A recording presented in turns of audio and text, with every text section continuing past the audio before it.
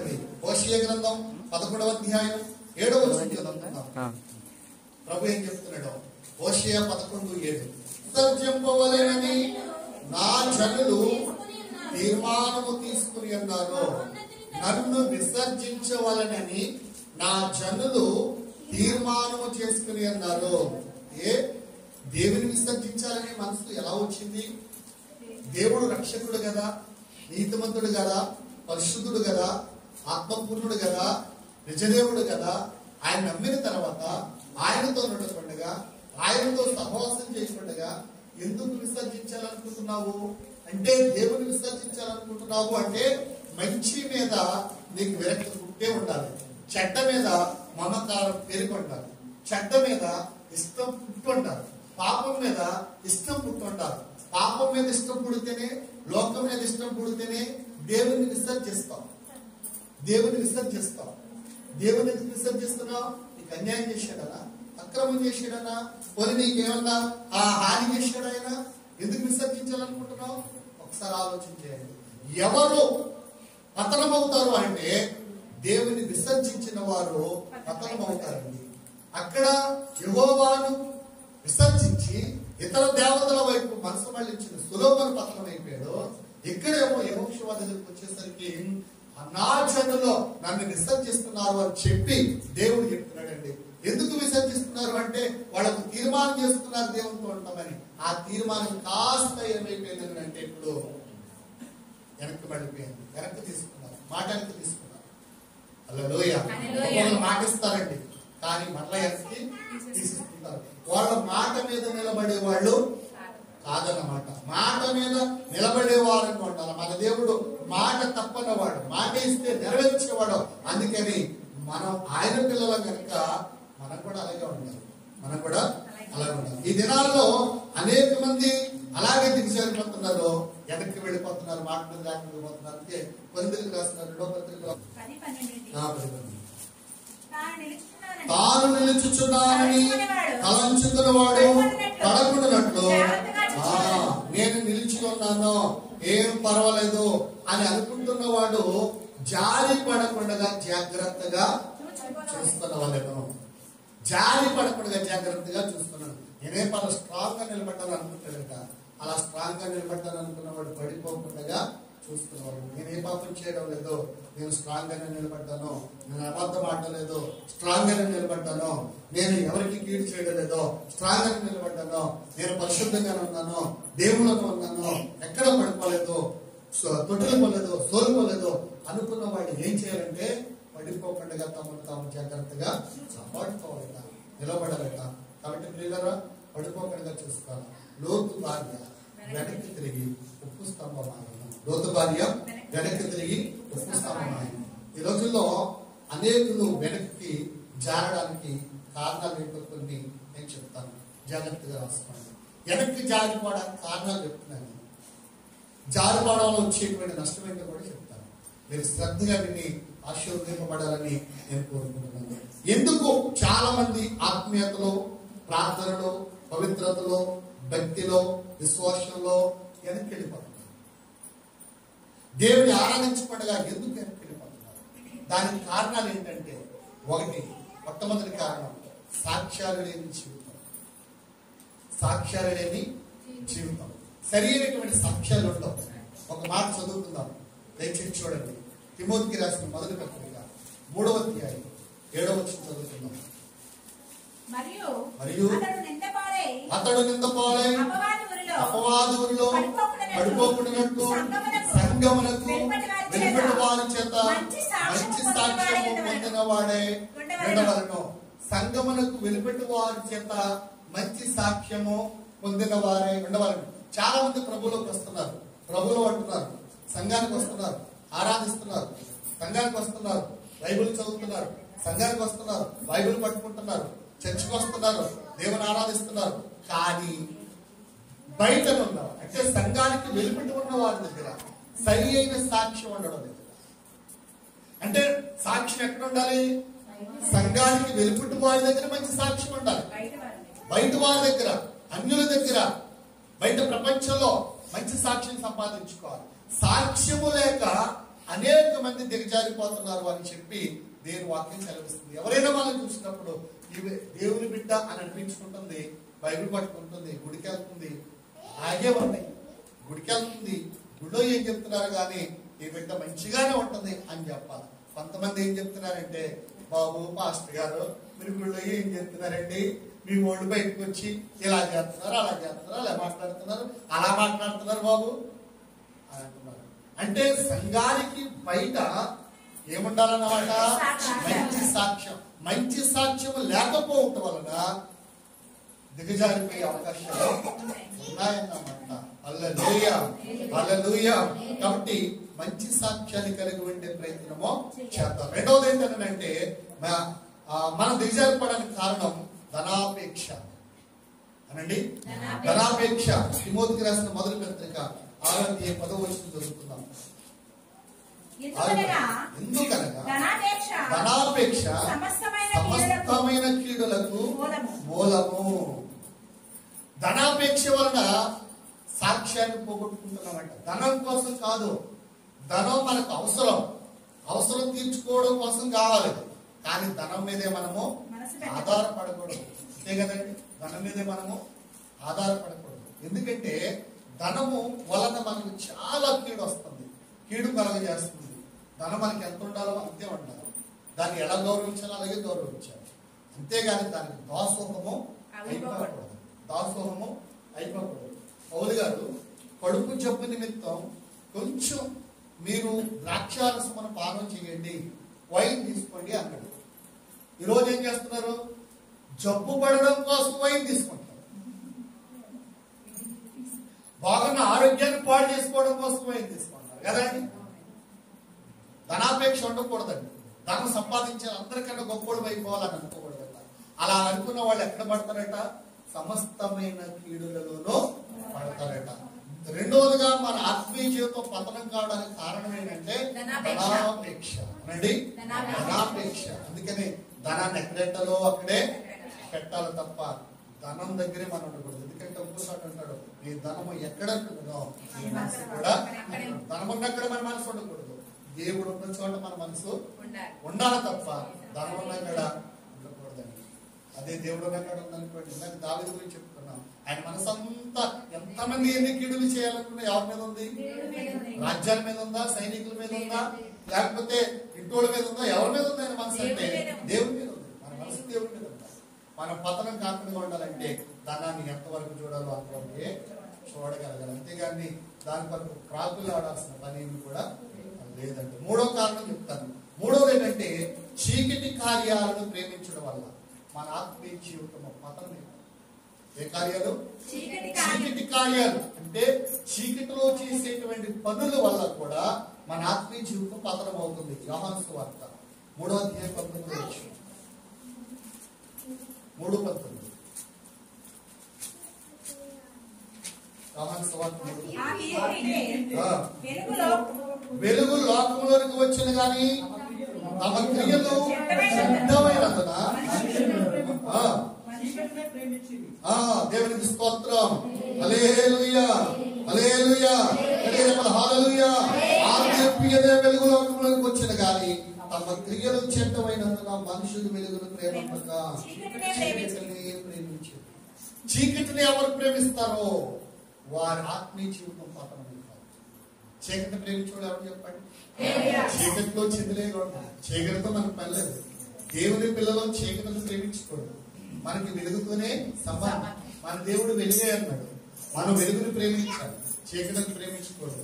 చీకటిని ప్రేమించడం వలన మన ఆత్మీయ జీవితం ఏమవుతుందంటే పతనమైపోతుంది. అందుకని చీకటికి మనం ఎప్పుడు కూడా దూరంగా ఉండాలి. చీకటిని ప్రేమించే వాళ్ళు ఎవరంటే చోరులు, చారులు, దొంగలు, వ్యభిచారులు, అబద్ధికులు, మోసగాళ్ళు, హాని తలపెట్టుకున్నారు. వీళ్ళు చీకటిని ప్రేమిస్తారు. వాళ్ళే ఆత్మీయ జీవితంలో పతనమైపోయినారు. అంటే లూసిఫర్లాగా కిందకి త్రోసివేయబడిన దేవునికి విరుద్ధమైన పనులు చేస్తున్నారు. సింహాసనాన్ని అధిరోహించాలని చూస్తున్నారు. దేవుని కంటే ఎక్కువగా సుఖానుభవం ఎరిగి వాళ్ళు దేవుని సింహాసనాన్ని అధిరోహించాలి, దేవునికి వ్యతిరేకంగా ఉండేవాళ్ళు. అందుకని మనం ఏం చేయాలంటే చీకటి కార్యాలను ప్రేమించుకోవాలి. ఎందుకు దిగజారిపోతున్నావు? ఒకటి మంచి సాక్ష్యం ఉండాలి. రెండోది ధనాపేక్ష ఉండకూడదు. మూడవది కార్యాలు చేయడం. కాబట్టి నాలుగోదిగా చూద్దాం, వేషధారణ చెప్తాం.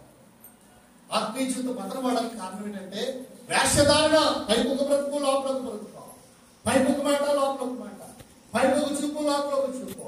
పైపు కాదు అలంకరణ, లోపల అలంకరణ. అందరూ చూస్తుంటే ఒక నడక, అందరూ చూడకపోతే ఇంకొక నడక. ఇలాంటి వేషధారణ చేసుకోవాలి. మన ఆత్మీయ జీవితం పతనమవుతుంది, మనం నాశనం అయిపోతున్నాం. అందుకే మనం వెనక్కి దిగజారిపోతున్నాము. మత్తయి సువార్త 6వ అధ్యాయం 5వ వచనం చదువుకున్నాను. 6వ అధ్యాయంలో వచ్చింది మత్తయి సువార్త. మరియు మీరు ప్రార్థన చేయనప్పుడు వేషధారుల వలె ఉండవద్దు. మరి ఎలా ఉండాలా? మనుషులు కనబడవలనని సమాజ మందిరములోను వీధుల మూలలోను నిలిచి ప్రార్థన చేయుట వారికి ఇష్టం. ప్రార్థన చేసేటప్పుడు వేషధారులాగా ఉండకూడదు. ఆ వేషధారులు ఎలా చేస్తారంటే అందరూ చూస్తున్నారా లేదని చెప్తుంటారు. అందరూ చూస్తున్నారా? అందరూ చూస్తున్నారా నేను చేయడం, అందరూ చూస్తున్నారా నేను గుడికెళ్ళడం, అందరూ చూస్తున్నారా నేను బయటకు వెళ్ళడం, అందరికీ తెలియాలి కదా నేను ఉపవాసం పెట్టు, అందరికీ తెలియాలి కదా నేను పాల్పించానని. ఇదంతా ఏంటది? అన్నాడు గట్టిగా వేషధారి. గుడికి వచ్చినప్పుడు ఒకలాగా వెళ్తారు, ఫంక్షన్కి వెళ్ళినప్పుడు ఒకలాగా వెళ్తారు, ఎక్కడికైనా వెళ్ళినప్పుడు ఒకలాగా వెళ్తారు. అంటే అప్పటికప్పుడే రంగులు మార్చేస్తూ ఉంటారు. దాన్ని ఏమంటారు? వేషధారి. వేషధారణ జీవితాన్ని విడిచిపెట్టాలి. ఒక ఆత్మీయుడు వేషధారిగా ఉంటే కనుక వాడు పతనమైపోతాడు. ఆత్మీయ జీవితం పతనమైపోతాడు. వేషధారణ విడిచిపెట్టి హల్లెలూయా, హల్లెలూయా. వేషధారణలో ఎవ్వరూ చూడలేదు కదా అని చెప్పి ఆ కారణం వాడు ఏం చేశాడు? బంగారం తెచ్చుకున్నాడు, క్షీరాలు వస్తున్నాడు, వెండి తెచ్చుకున్నాడు, ఇంట్లో దాచుకున్నాడు. పతనమైపోయాడు. తాను చేసిన పని వల్ల అక్కడ ఉన్నటువంటి ఇశ్రాయేల్ అందరికీ కూడా అపజయం వచ్చింది. మనం చేస్తున్న పని వల్ల మన కుటుంబానికి అపజయం వస్తుంది. వేషధారణ బ్రతుకు తీసేద్దాం. ఖచ్చితమైన ప్రార్థన, నిక్కచ్చైన ప్రార్థన, దేవుడు మెచ్చే ప్రార్థన, దేవుడు మెచ్చే అలంకరణ, దేవుడు మెచ్చే బ్రతుకు, దేవుడు మెచ్చే మాట, దేవుడు మెచ్చే నడక మనం జీవించినప్పుడు మన ఆత్మీయ జీవితం రోజు రోజుకి వర్ధిల్లుతా ఉంటుంది, రోజు రోజుకి అభివృద్ధి చెందుతుంది, రోజు రోజుకి ఆశీర్వదింపబడతాం. వేషధారణ వల్ల ఒక ఆత్మీయుడు వెనక్కి దిగజారిపోతుంది. 5వ పాయింట్ పడదాం. 5వది ఏంటంటే వాక్యాన్ని గైకొనకపోవడం. ఎందుకు దిగజారిపోతున్నాడు ఒక వ్యక్తి అంటే వాక్యాన్ని ఎలా అర్థం చేసుకోవాలో అర్థం చేసుకోక, దాన్ని ఎలా ఆచరణలో పెట్టాలో పెట్టక, గైకొనకపోవడమే కారణం. వెంటనే వెళ్ళిపోతుంది అంతవరకే. దాన్ని గైకొనడం అంటే ఏంటి? ఆచరణలో పెట్టడం, దాని ప్రకారంగా చూపించడం. అలా గైకొనకపోయిన కారణం చేత మనం వెనక్కి దిగజారిపోతున్నాం. అందుకని వాక్యాన్ని విన్నదాన్ని చదివిన దాన్ని ఏం చేయాలంటే ఆచరణలో పెట్టే ప్రయత్నమో చేయాలన్నమాట. వాక్యం చదువుతున్నాం. యోహాను రాసిన మొదటి పత్రిక 2వ అధ్యాయం 4వ వచనం. యోహాను రాసిన మొదటి పత్రిక 2వ అధ్యాయం 4వ వచనం చదువుతున్నాను.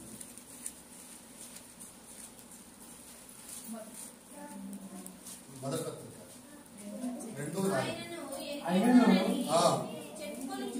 ఆయనను ఎరిగినామని చెప్పుకొనుచు ఆయన ఆజ్ఞలను గైకొన్నవాడు అబద్ధికుడు. హల్లెలూయా. మాకు యేసుప్రభు తెలిసాయా? యేసుప్రభు మా చుట్టం, యేసుప్రభు మా ఇంటి నిండా ఉన్నాడు, యేసుప్రభు ఇగో నా నిండా ఉన్నాడు, యేసుప్రభు నా తలప నిండా ఉంది అని చెప్తామంట. చెప్తావా? మీరు చెప్తున్నారు అలాగా? అక్కడ ఏమంటున్నాడు? ఆయనను ఎరిగి ఉన్నామని చెప్పుకొనుచు అబద్ధికుడు. హల్లెలూయా. ఆయన ఎరిగి ఉన్నామని చెప్పుకోవడం కాదు, ఆయన ఆజ్ఞలను ఏం చేయాలన్నమాట? గైకొనాలి. అలాగ గైకొన్న వాడే వెనక్కి తిరిగి చూడు. కొనని వాడు ఏం చేస్తాడంటే వెనక్కి తిరిగి చూస్తాడు, ఉప్పు స్తంభం అయిపోతాడు, ఏదైనా అయిపోతాడు. కాబట్టి ఎరిగి ఉన్నామని అనుకున్నప్పుడు వెనక్కి తిరిగి చూడకుండా ఉండాలి. ఎరిగి ఉన్నామని అనుకున్నప్పుడు వాక్యమును గైకొనాలి. ఏం గైకొనాలి? ఏం గైకొనాలి? వాక్యాన్ని చదివి దాన్ని గైకొనాలి. ఎలా ఉంది, నేను ఎలా చేయాలి అని ఆచరణలో పెట్టగలగాలి. అప్పుడు ఆ వ్యక్తి ఆత్మీయ జీవితంలో వెనక్కి దిగజారిపోయే పరిస్థితి ఉండదన్నమాట. ఎందుకు వెనక్కి దిగజారిపోతున్నారు?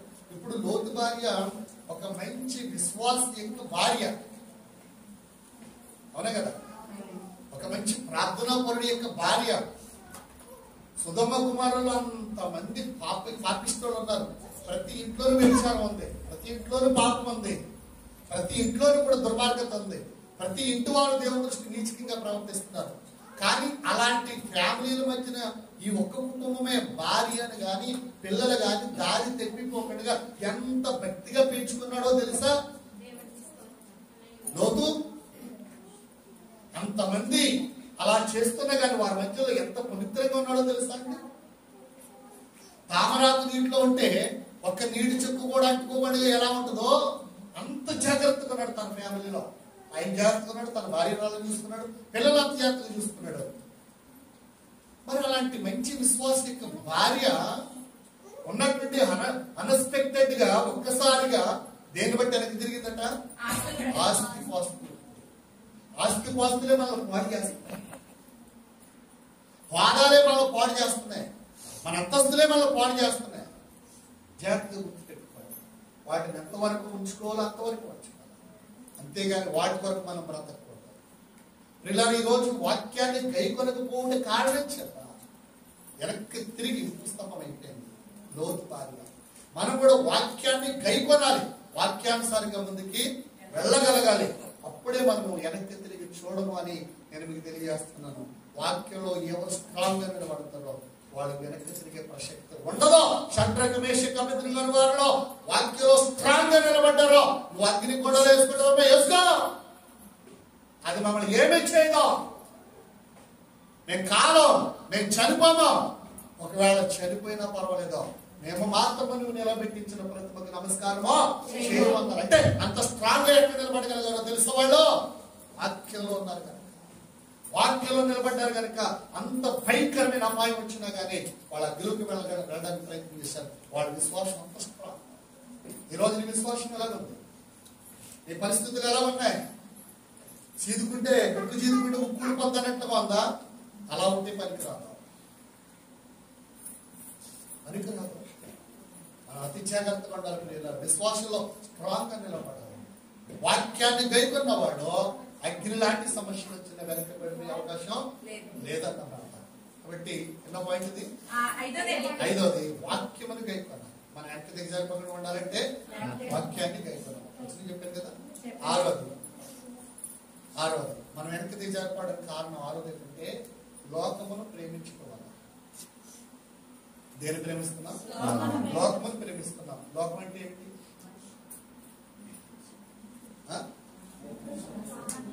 లోకం అంటే ఏంటి చెప్పాడు? శరీరాశ, నేత్రాశ, జీవపటం. ఇది లోకం అంటే. దీన్ని ప్రేమిస్తున్నాం. కన్ను చూసిన దాన్ని ఆశిస్తున్నాం, శరీరము అనుభవిస్తుంది, జీవపటంబం అంటే బడాయిగా ఉంటుంది. దీనివల్ల మనం ఏం చేస్తున్నాం అనమాట? నేత్రాశ, శరీరాశ పోవాలి. శరీరాశ, నేత్రాశ, జీవపటం, ఈ మూడింటిని ఎవరు కాపాడుకుంటారో వాళ్ళు వెనక తిరిగి జరిపే ప్రసక్తి. ఆ పచ్చదనం అంతా చూసింది తాను, ఆ బంగారం అంతా చూసింది తాను, ఆ వస్త్రాలన్నీ కట్టుకున్న తాను. మరలా ఇలాంటి బ్రతుకొస్తుంది అంటావా?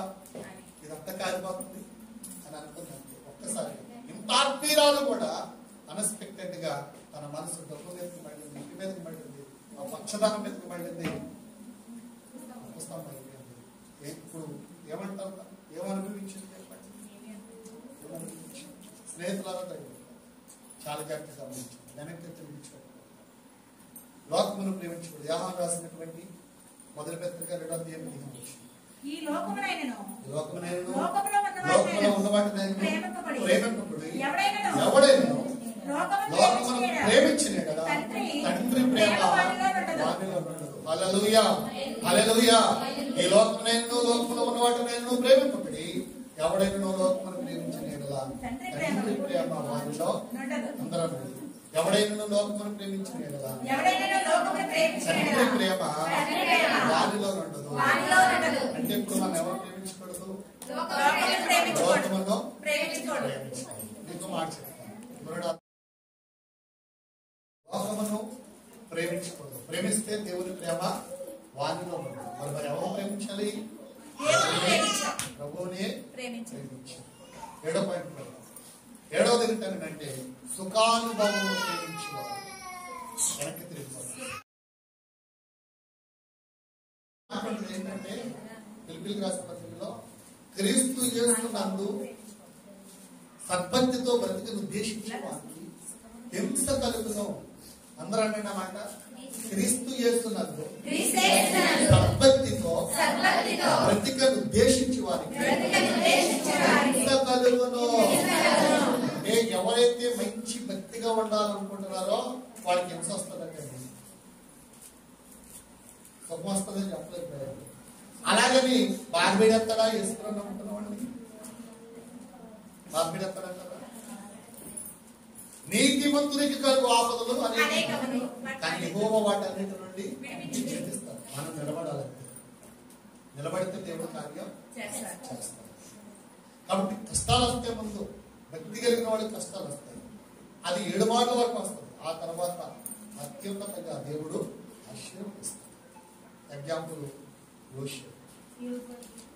యోగు. చాలా మంది. కాబట్టి ప్రియులారా, క్రీస్తు కొరకు మంచి ఉద్దేశంతో బ్రతకడానికి ప్రయత్నం మనం చేద్దాం. మీకు వచ్చింది చెప్పలేదా? తిమోతికి రాస్తున్న 2వ పత్రిక 3వ అధ్యాయం 4వ వచనం. తిమోతికి రాస్తున్న 2వ పత్రిక 3వ అధ్యాయం 4వ వచనం చదవండి.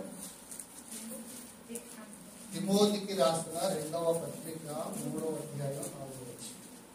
ద్రోహులు, మూర్ఖులు, గర్వాంధులు దేవుని కంటే సుఖానుభవము ఎక్కువగా ప్రేమించారు. అనంటే దేవుని కంటే సుఖానుభవమును ఎక్కువగా ప్రేమించారు. వేళ్ళకి తిరిగిపోతారు. సుఖం కోరుకుంటారంటే కష్టాన్ని దేవుళ్ళకి వెళ్ళే కానీ కష్టాలే. అక్కడ ఉన్నప్పుడే బాగుంది మా పని, అన్నిలు కొన్నప్పుడే బాగుంది మా దేవుళ్ళకి వెళ్ళాం కానీ అన్ని బాగలే, అన్ని బాగలే. నువ్వు నిక్కచ్చిగా చెప్తే కదా వ్యక్తి. ఇప్పుడు భక్తి ఎంత అంటావు, దేవుని నమ్మేషన్ అంటావు. అసలు నీ నమ్మకంలో పట్టుత్వం ఏది? అసలు పట్టుత్వం ఉండాలి కదా. ఎలా చెప్పాను కదా, సీదిగుండ కూడిపోద్దని. అలా చేయకూడదు. వ్యక్తి నీ అంతు చూస్తాను అన్నట్టు ఉండాలి. చేస్తేని ప్రభా ఏం చేస్తావు చేయాలన్నట్టు ఉండాలి. అద్దులోకి వెళ్ళిపోదు, అద్దులో పడేస్తావు అంటే వెనక్కి తిరిగి రిట్టాళ్ళు అలా ఉండాలి మరి వ్యక్తి అంటే. అంతేగాని ఏదో చిన్న ఆపద వచ్చిందనో చిన్న కష్టం వచ్చేసిందనో నీ వేసుకో నాకేం లేదని పోతే నీ అక్కలు ఎవడం రావడం, ఇంకా పోవడం నరకానికి పోవాలి తప్ప. దేవుని స్తోత్రం. అలా చేయకూడదు. మనం పట్టుకున్నామంటే గట్టిగా పట్టుకోవాలి, చక్కగా చేయాలి. వ్యక్తిని అంతే కదండి. ఏం సంపాదించేసి ఏం చేసేద్దామని లోపల మనం ఎలా వచ్చామో అలా పోవాలి. ఎక్కడికండి? దేవుని దగ్గరికి. ఎలా వచ్చామో అలా పోవాలి. కాబట్టి ఈ మధ్యలో ఉన్నదంతా నాటకీయ జీవితం అంతే. అప్పటికే బాగుంటుంది, అప్పటికే బాగోదు, అప్పటికే హ్యాపీగా ఉంటాం, అప్పటికే విచారంగా ఉంటాం, అప్పటికే 4 డబ్బులు కనబడితే మళ్ళీ 4 రోజులు పోతే ఆ డబ్బులు కాస్త పోతాయి. ఇదంతా నాటకీయ జీవితం అండి. మనిషి జీవితమే నటన నటన నటన. అందుకే నాన్నగారు అప్పుడు పాడవాడారు, ఈ లోక నటన చూడ గతించిపోతుందండి, అందరి గుండెల్లోన భయం పుడుతుందండి. ఈ లోక నటన చూడ అందరి గుండెల్లోన భయం పుడుతుందండి. బాబా